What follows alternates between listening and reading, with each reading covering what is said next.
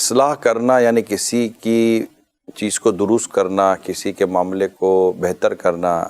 کسی کی غلطی کی نشاندہی کرنا، اس کو اس غلطی سے روکنا، اس کو اس غلطی سے بچانا، اصلاح کے اندر یہ ساری چیزیں چھپی ہوئی ہوتی ہیں۔ یہ بھی ایک فن ہے، یہ بھی ایک مہارت ہے، یا یوں کہیں کہ یہ بھی ایک عہدہ یا ایک منصب بھی بن جاتا ہے۔ سب سے پہلے تو اصلاح کرنے والے کے لیے یہ ضروری ہے کہ جس چیز کی وہ اصلاح کر رہا ہے اس کی تصدیق تو کرے کہ واقعی اس نے یہ غلطی کی بھی ہے نہیں کی ہے۔ یعنی اصلاح انفارمیشن پر نہیں ہوگی، اصلاح کنفرمیشن پر ہوگی کہ جب آپ غلطی کی وجہ تک پہنچ جاتے ہیں نا تو اس کی اصلاح کرنا آسان ہو جاتا ہے کہ اس نے جو غلطی کی ہے علم کی کمی کی وجہ سے کی ہے، یا اس کی غلطی غصے کی وجہ سے ہوئی ہے، یا اس کی غلطی جذباتی ہونے کی وجہ سے ہوئی ہے، یا اس کی غلطی کسی غلط فہمی کی وجہ سے ہوئی ہے، یا اس کی غلطی کسی مطلب کہ بغض و کینہ یا حسد یا کسی ایسی وجہ سے اس کی غلطی ہو گئی ہے۔ تو غلطی کی وجہ اگر معلوم ہو گئی نا تو بہت خوبصورتی کے ساتھ آپ اس کی اصلاح کر سکتے ہیں۔ پھر ایک اور ایک اہم بات کہ جب آپ اصلاح کرتے ہیں نا تو نرمی سے کریں۔ اگر آپ کسی کے ساتھ سختی کرتے ہیں نا جی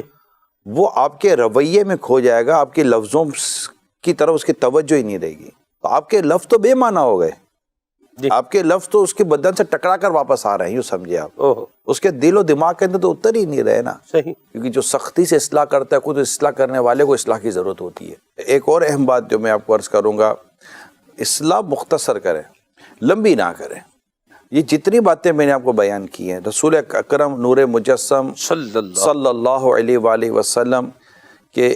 یہ آپ خود فرماتے ہیں مجھے معلم بنا کر بھیجا گیا ہے، اور سرکار صلی اللہ علیہ وآلہ وسلم سے بڑھ کر نہ کسی نے اصلاح کی نہ کوئی کر سکے گا۔ ایک شخص آ کر نبی پاک صلی اللہ علیہ وسلم کی بارگاہ میں بدکاری کی اجازت مانگتا ہے، نبی پاک صلی اللہ علیہ وسلم کے سامنے بیٹھ کر ایک شخص کہے کہ مجھے بدکاری کی اجازت دے دیجئے، زنا کی اجازت دے دیجئے، تو صحابہ کرام علیہم رضوان جو اس کی طرف بڑھے، نبی پاک صلی اللہ علیہ وسلم نے ان کو روکا، اس نوجوان کو اپنے قریب کیا، اسے دلائل دیے کہ یہ عمل کو آپ کی ماں کے ساتھ کرے، آپ کی خالہ کے ساتھ کرے، آپ کی بہن کے ساتھ کرے، اس طرح تو آپ کو کیا لگے گا؟ تو اس نے ڈیفینیٹلی یہی کہنا تھا کہ میں تو اس کو اچھا نہیں سمجھتا اور درست نہیں ہے، تو فرمایا کہ کے ساتھ اگر یہ عمل کریں گے تو وہ بھی کسی کی ماں ہوگی، بہن ہوگی، خالہ ہوگی وغیرہ۔ تو انہیں نبی پاک صلی اللہ علیہ وسلم نے اس کام کی قباحت، اس کی برائی، اس کی خامی، اس کی خرابی کو ایک دلائل کے ذریعے اس کے ذہن نشین کیا، اور پھر نبی پاک صلی اللہ علیہ وسلم نے اس کے سینے پر ہاتھ رکھ کر دعا فرمائی اور اس کے لیے خیر کی دعا کی، سبحان اللہ۔ اور اس کے بعد کسی نے بھی اس شخص کو اس طرف جاتے ہوئے نہیں دیکھا نہیں۔ ایک اور صحابی رضی اللہ تعالیٰ عنہ کے تعلق سے ہے کہ کسی جنگ کے اندر، کسی غزوے کے اندر انہوں نے ایک شخص کو مار دیا اور وہ کلمہ پڑھ رہا تھا۔ جب بات سرکار صلی اللہ علیہ وسلم کی بارگاہ تک پہنچی تو آپ نے ان سے ارشاد فرمایا کہ آپ نے ایسا کیوں کیا؟ تو وہ تو کلمہ پڑھ رہا تھا۔ تو انہوں نے عرض کیا یا رسول اللہ وہ جان بچانے کے لیے کلمہ پڑھ رہا تھا۔ اب اس پوری گفتگو میں نبی پاک صلی اللہ علیہ وسلم کی جو آپ نصیحت یا اس کے متعلق جو ارشاد ہے وہ اگر آپ کتاب میں پڑھیں حدیث میں، کیا تم نے اس کا سینہ چیر کر دیکھا تھا؟ تو اس طرح بھائی یہ کتنی سی بات تھی۔ نبی پاک صلی اللہ تعالیٰ علیہ وسلم جب کسی کو کوئی ایسا عمل کرتا پاتے کہ جہاں ان کی اصلاح فرمانی ہوتی تو نبی پاک صلی اللہ علیہ وسلم کا خوبصورت انداز یہ تھا کہ ممبر پر تشریف فرما ہو کر آپ ممبر پر شرف فرماتے لوگوں کو کیا ہو گیا عمل کرتے ہیں، دیکھ رہے ہیں۔ یعنی یہ نبی پاک صلی اللہ علیہ وسلم نے جو تربیت فرمائی، جو اصلاح فرمائی، اس کی تو مثال ہی کوئی نہیں ہے نا، مطلب اس کی کیا مثال دیں گے؟ اچھا اب بیوی کی اصلاح کرنی ہے، بچوں کے سامنے بیوی کی اصلاح کریں گے، استغفر اللہ، مطلب بچوں کے سامنے ماں کی اصلاح کر رہے ہیں، بچوں کے سامنے ماں کو جھاڑ رہے ہیں۔ اچھا عورت اپنے شوہر کو کچھ ہے، چلو دونوں میاں بیوی ہیں، آپس میں کوئی نہ کوئی کہنا سننا تو ہو ہی جاتا ہے۔